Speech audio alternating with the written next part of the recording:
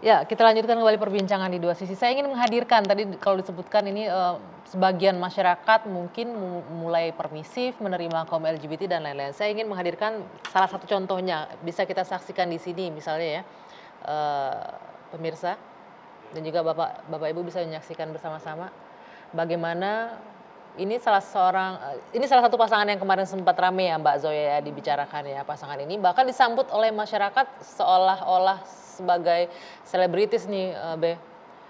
Jadi seleb di sosial media dan akhirnya masyarakat seolah-olah yang mengeluh-elukan dan Saya menerima. kasih komentar sedikit. Izinkan saya kasih komentar. Ada aplikasi gay dating di free ya di App Store maupun di Play Store. Silahkan coba tes orang tua di rumah, coba silahkan tes klik aja. Dan lihatlah apakah ada anakmu di sana. Karena di situ akan terbimbing, akan diarahkan wilayahnya mana. Lalu pilih nama, usia dan seterusnya ketertarikan nggak usah diisi. Karena pasti ketika dia klik get date itu pasti dia udah tertarik dengan sesamanya. Lalu kemudian teliti, akan diarahkan wilayah mana dan kemudian install. Dan apa yang terjadi? Wajahmu terpampang dan kau akan didatangi oleh mereka. Sampai sebegitu parahnya komunitas ini. Dan begitu hebatnya dan masifnya dia menularkan kepada orang-orang. Yang awalnya dia cuma klik date ternyata didatengin. Silahkan buktikan. Nggak, saya ingin menanyakan juga nih Mbak Zoya, bagaimana dengan fenomena bahwa masyarakat mulai bisa menerima nih sebagian dengan kondisi ini. Tadi kalau kita lihat bahkan aduh ingin berfoto bersama jadi seorang memang Kalau saya sih melihat satu sisinya gini, bahwa dengan adanya penerimaan terhadap perbedaan, kan sebenarnya concern terbesar saya gitu sebagai seorang seksolog klinis adalah diskriminasi gitu ya. Jadi yang membuat saya itu diskriminasi itu kayak gini, seolah-olah pertanyaannya gini, kalau saya yang menurut saya ya gini, apakah ada orang yang lahir ingin berbeda gitu ya. Kadang-kadang ada yang memang merasakannya dari kecil, ini terlepas dari mereka-mereka yang memang ada proses-proses lain ya, selain memang dia sudah dari kecil merasakan bahwa saya memiliki keinginan seperti ini, ketertarikan gitu ya, orientasi tersebut gitu. Tapi lebih dalam daripada itu bahwa apakah seorang manusia tidak berhak untuk diperlakukan sebagai manusia hanya karena dia punya orientasi seksual yang berbeda. Apakah ketika dia punya perbedaan lalu kita boleh mendiskriminasi mereka, boleh membakar mereka, boleh misalnya memberikan sampah gitu ya, seperti pada waktu itu ada seorang YouTuber gitu ya, memberikan sampah kepada transgender gitu misalnya, atau orientasi seksual yang berbeda. Ini akhirnya kan menurut saya tidak menyelesaikan masalah. Ya kalau misalnya kita mau melihat bahwa bagaimana dengan menghargai perbedaan, bagaimana dengan ada banyak hal yang mungkin saya juga belum mengerti, ada yang mesti saya pelajari gitu. Tapi ketika ada perbedaan, apakah kita berhak untuk menghakimi pilihan orang lain, kita berhak mendiskriminasi si individu ini, mengucilkan gitu ya, itu sih yang menjadi concern saya. Ya, ada kata diskriminasi, ada kata menghargai perbedaan.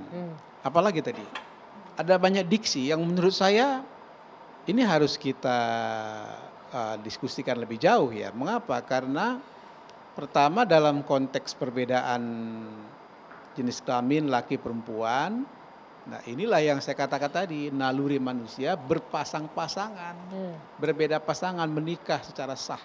Itu kan perbedaan tuh. Dan justru inilah yang menghindari diskriminasi. Nah sekarang pertanyaannya, bagaimana tentang penyimpangan seksual? Bukan begitu ya?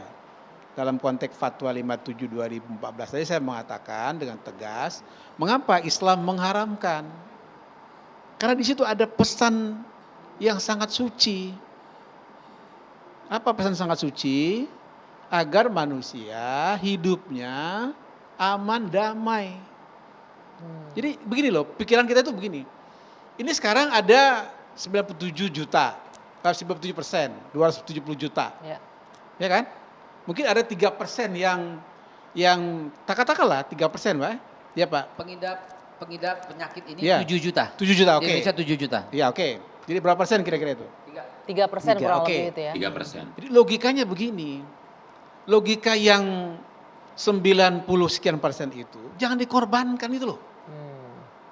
Tapi 3% ini harus kita terapi sama-sama. Punya hak kemanusiaan, punya harkat martabat, punya segala macam yang harus kita angkat. Ayo mari kita angkat. Nah pemerintah jangan saya setuju dengan Mbak Boleh. Haikal, pemerintah jangan melakukan pembiaran. Oke. Dan kita dari MUI juga tidak akan melakukan pembiaran. Oke. Saya terus terang ya, pernah diteliti oleh seorang mahasiswa, datang kepada saya. Saya betul-betul prihatin. Nah saya mengatakan kepada mahasiswa begini, ayo kita didik mereka. Bagaimana kira-kira? Bisa? Bisa. Itu artinya apa? Itu artinya ada kemauan, ada niat, ada action. Jangan NATO, no action talk only. Itu maksud saya. Nah karena itulah bahwa apa yang disebut dengan penyakit sosial atau penyakit penyimpangan seksual ini bisa kita pulihkan Perbaiki, sesungguhnya. diobati ya, oke. Ya dari berbagai aspek, berbagai Oke. ahli. Saya yakin sekali bisa. Bisa ya Begitu. Pak Amir Syah. Oke, silakan Mbak Zoya tadi Saya ingin menyampaikan. mungkin mau bertanya ya Pak. Jadi tadi saya agak bingung dengan konteks apa kan tadi ada statistiknya bahwa 3% gitu ya yang Bapak klasifikasikan sebagai pengidap mengorbankan yang 97% gitu. Bolehkah saya tahu mengorbankan dalam bentuk apa konkretnya Pak? Ya, jadi begini, jangan ada semacam stigma ya mengatakan bahwa seolah-olah, bukan seolah-olah, tapi kata Mbak tadi kita mendiskriminasi mereka, bukan, atau menghakimi mereka, bukan, bukan. Justru kita ingin mengatakan begini, bahwa ini harus kita selesaikan bersama-sama. Dalam rangka apa? Dalam rangka memulihkan kemanusiaan. Kemanusiaan yang mana? Kemanusiaan yang mempunyai fitrah. Fitrah yang mana? Berhubungan. Oke. Ya, secara seksual yang sehat. Yang sehat itu yang mana? Ya tentu berbelainan jenis. Didasarkan prinsip-prinsip dalam agama, yaitu dalam Islam dilakukan akad nikah. Itulah maksud saya. Oke. Dan inilah yang dimaksud dengan untuk bagaimana melanjutkan keturunan yang sehat secara fisik dan mental. Gitu. Oke, saya ingin ke Bung MK. MK masih Ya. menyimak dari awal tadi ya, bagaimana tadi fenomena bahwa masyarakat mulai sedikit permisif dan juga kalau dari konteksnya Pak Amir Syah tadi jangan sampai komunitas yang 3% ini mengorbankan yang 97% dan lain-lain. Tanggapan Anda bagaimana dengan ini? Justru kenapa tadi di awal saya menyuguhkan fakta-fakta di lapangan gitu, bahwa sebenarnya isu ini kan sudah lama, kenyataan di lapangan sudah sedemikian yang terjadi gitu. Bagaimana kemudian apa yang disebut sebagai misalnya beberapa ada pesta gay, ada ini pesta gay yang sifatnya bukan pesta seks ya, pesta biasa gitu. Ada lesbian night, ada gay night dan sebagainya gitu. Mereka ya datang ataupun ketika mereka tidak ada acara pun gitu, mereka datang ke tempat dengan pasangannya ketika mereka membangun dengan kaum hetero gitu. Toh so far di ranah-ranah itu mereka juga diterima dengan biasa aja gitu, maksudnya tidak ada penolakan dan sebagainya gitu. Nah fakta-fakta ini kemudian kenapa saya sampaikan karena kalau kemudian bicaranya itu saya menghargai semua pendapat lah gitu, bahwa agama punya pendapat tersendiri gitu, klinis punya pendapat sendiri, sosiolog juga punya, sosiologi punya pendapat sendiri gitu. Jadi menurut hemat saya adalah bagaimana kemudian mempertemukan semua pendapat ini dengan dalam tanda kutip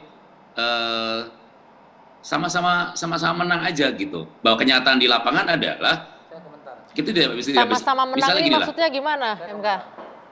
sama-sama ya kita pertemukan dulu lah, karena kalau nggak pasti nggak ketemu kan gitu. Misalnya kalau dalam pandangan Cara ketemunya dalam gini. pandangan Islam kan misalnya kaum ini adalah kaum yang dihujat gitu kan, karena ada kisahnya Enggak gitu kan gitu. dihujat. Bisa. Pak MK. Dan- Itu kan ada kisah kaum Lut kan gitu kan Enggak, gitu. enggak.